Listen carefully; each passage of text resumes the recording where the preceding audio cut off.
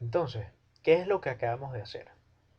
Acabamos con estas ecuaciones que desarrollamos de encontrar una relación entre el sistema global de desplazamientos de junta de toda la estructura con el sistema local de deformaciones de la barra de cada una de las barras de la estructura.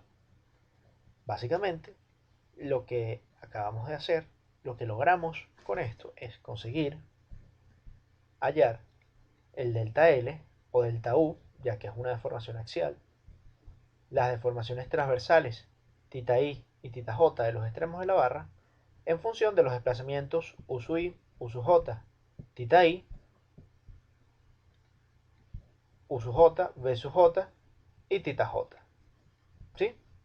Es decir, que acabamos con estas ecuaciones de hallar una relación entre estos dos sistemas de coordenadas de la estructura y globales de cada una de las barras. Vamos a ver a continuación algo un poco más corto. Simplemente para recordar decirles que nosotros tenemos este vector D, que es el vector que nos indica la posición de los extremos, perdón, la posición de las juntas de la estructura. Como vemos, está representada. Es ese vector que vimos que tenía Q1, Q2, Q3, que está representado con Q1, que era U sub I, o el desplazamiento horizontal de la junta I, el desplazamiento vertical de la junta I y la rotación de la junta I, desplazamiento horizontal de junta J, desplazamiento vertical de junta J y rotación de la junta J. Siempre seguiremos esta secuencia para cada una de las juntas, es decir, que si tenemos una estructura con n cantidad de juntas rígidas, tendremos 3 coordenadas por cada junta. Si, por ejemplo, una de esas juntas fuera una rótula, ya no tendríamos rotación, porque la rótula es una discretización de un punto, y sería simplemente U sub I y U sub J. Dependiendo de cada tipo de junta tendremos cada tipo de coordenada, pero lo que quiero que quede claro es que este vector D nos indica el desplazamiento de la junta, de la estructura. Ahora, ¿qué puede pasar? Si por ejemplo tenemos que ese elemento IJ que estábamos analizando es un elemento axialmente rígido, es decir, como tendremos en muchos casos, y que veremos más adelante que es una simplificación que hacemos comúnmente, generalmente tomamos como que la mayoría de los elementos son axialmente rígidos, es decir, que estas deformaciones son despreciables desde incluso el punto de vista del cálculo, veremos que al estos elementos tener un elemento axialmente rígido, significa que la variación de longitud que definíamos como U sub J menos I sub J, como veíamos en la imagen, esa variación de longitud estaba dada por lo que cambió o lo que se desplazó la barra I, el extremo, la junta I, menos lo que se desplazó el extremo o junta J, es decir, la resta de esto y esto. Cuando decimos que esa variación de longitud es igual a cero, decimos que el desplazamiento de ambas juntas en el eje axial de la posición inicial de la barra va a ser igual. Y por lo tanto, si observamos nuestro vector, vamos a tener que U sub I y U sub J van a ser iguales.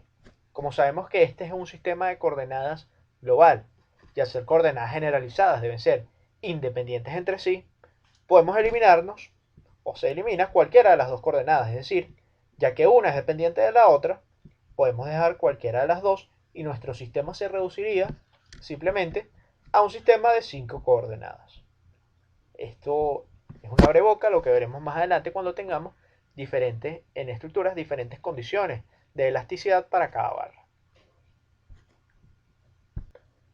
Ya sabemos entonces que los desplazamientos de las barras de los elementos de una estructura se pueden dividir en dos casos: un desplazamiento como cuerpo rígido y deformaciones como cuerpo elástico. Vamos a analizar un poco más estos conceptos y vamos a ver los grados de desplazabilidad. Aquí vamos a agregarle un poco más a ese primer caso de desplazamiento y veremos qué son los grados de desplazabilidad. En este caso, los grados de desplazabilidad de una estructura, como dice aquí, son aquellos que están asociados a los desplazamientos lineales de las juntas. Es decir, es aquello que obtenemos cuando las juntas de nuestras estructuras simplemente se están desplazando, no están rotando. Y por lo tanto, los desplazamientos lineales de estas juntas implicarán rotaciones, tanto del cuerpo rígido de los elementos como de formaciones axiales. Si recordamos el esquema que hemos visto, cuando se desplazan estas juntas a su posición, las juntas de la estructura a su posición final, se producen en primer lugar rotaciones de cuerpo rígido y luego deformaciones axiales.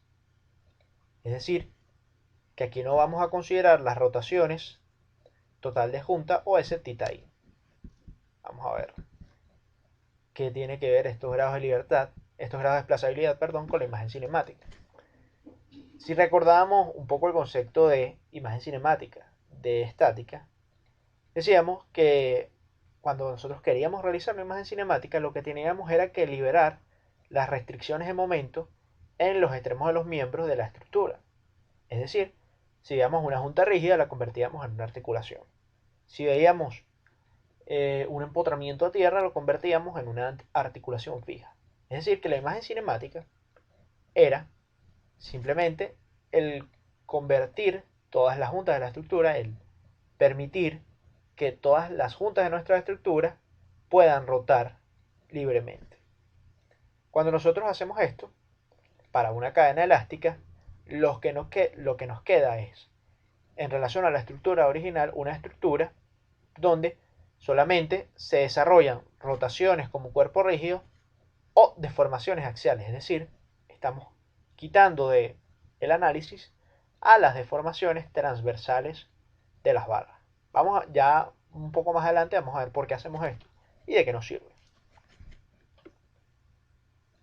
Si nosotros realizamos esto, podemos calcular algo que conocemos como el número de grados de desplazabilidad. Y ese número de grados de desplazabilidad va a ser igual al número de grados de libertad de la imagen cinemática. Es decir, todos los posibles desplazamientos lineales que pueden tener las juntas. ¿Sí? Esto los va a ayudar a ustedes para tener una idea de cuando estemos desarrollando el análisis de los problemas, si van bien o no. Vamos a ver más adelante cómo se va a aplicar. Pero recordamos que los grados de desplazabilidad, es decir, los grados de libertad de una imagen cinemática, es algo que sabemos cómo calcular ya de nuestro curso de estática. La manera correcta de hallar estos grados de desplazabilidad, hay muchas formas, pero la manera que aprenderemos aquí es realizar un estudio analítico, considerando las condiciones de elasticidad de los miembros de la estructura. Vamos a ver por qué.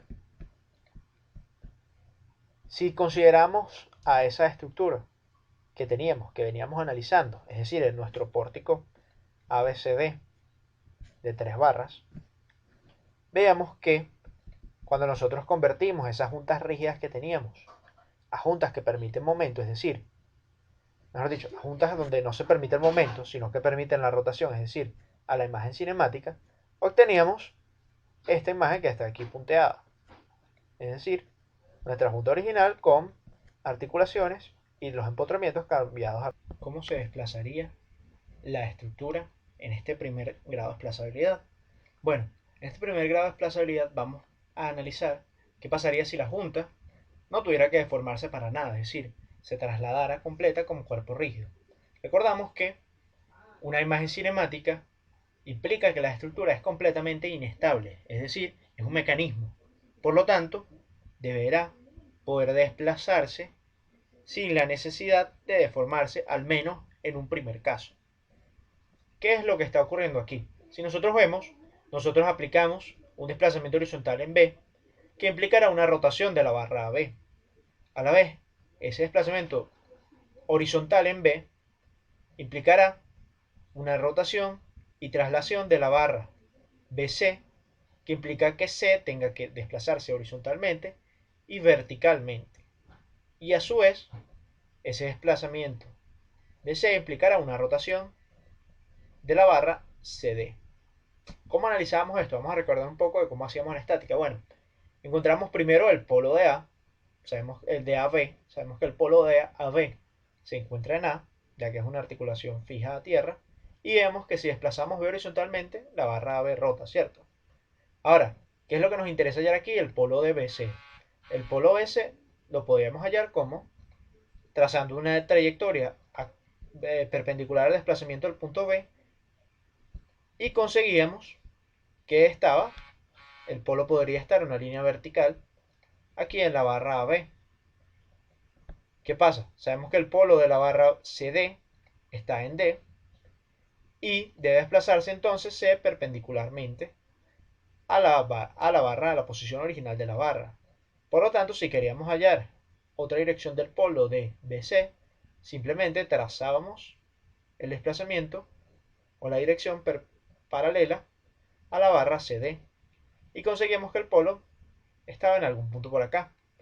Ese polo implicaba que este desplazamiento debería ser horizontal y este perpendicular a la barra, tal como lo estamos observando y encontramos el primer grado de desplazabilidad. ¿Qué ocurre? Ya que los grados de desplazabilidad son una componente de la coordenada generalizada, es decir, es un posible desplazamiento que pueda tener nuestra estructura, este debe ser independiente a todos los otros grados de desplazabilidad, todas las otras coordenadas generalizadas, es decir, debe ser independiente, existir, sin que existan los otros posibles desplazamientos. Esto implica que si queremos hallar otro posible desplazamiento, necesitamos restringir este desplazamiento. ¿Qué implica eso? Bueno, que si queremos restringir este desplazamiento, podemos restringir el desplazamiento horizontal de B, el desplazamiento horizontal de C o el desplazamiento vertical de C. En este caso, restringimos el desplazamiento horizontal de B aplicando un patín en B. Al aplicar un patín en B, debemos ahora analizar cuál es un segundo grado de desplazabilidad. Queremos analizar el segundo grado de desplazabilidad. ¿Cómo más podría desplazarse nuestra estructura? Y si tratamos de analizarlo por estudio de los polos, vemos que esta es una estructura isostática. Es decir, que no se va simplemente a desplazar. Esto implica que deberemos analizar también cuáles son las condiciones de elasticidad de los miembros. Y recordemos que tenemos miembros que son absolutamente elásticos, es decir, AB, BC y CD son completamente elásticos, pueden deformarse de cualquier forma posible.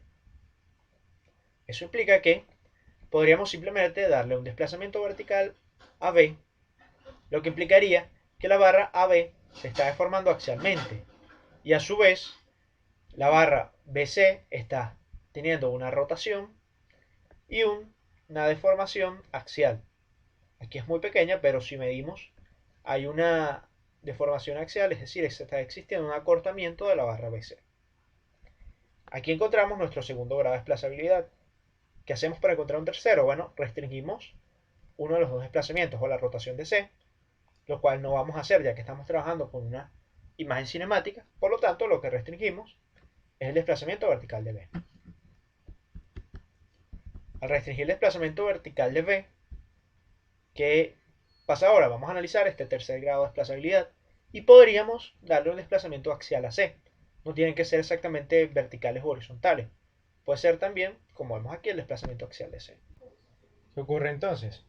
Para restringir este desplazamiento podríamos colocar un patín horizontal. Si por ejemplo colocamos un patín horizontal, C podría aún desplazarse verticalmente, tal como lo haría C, casi en una imagen de espejo. Por lo tanto, tendríamos que, para restringir C, también ese desplazamiento vertical, colocar también un patín vertical, justo como ocurrió con el nodo B. Por lo tanto, para acortar este trabajo, simplemente diremos que existen 4 grados de desplazabilidad, donde para restringir B, o los desplazamientos posibles en B, hay que colocar una articulación fija tierra en B, y lo mismo pasa en C, colocamos una articulación fija tierra en C.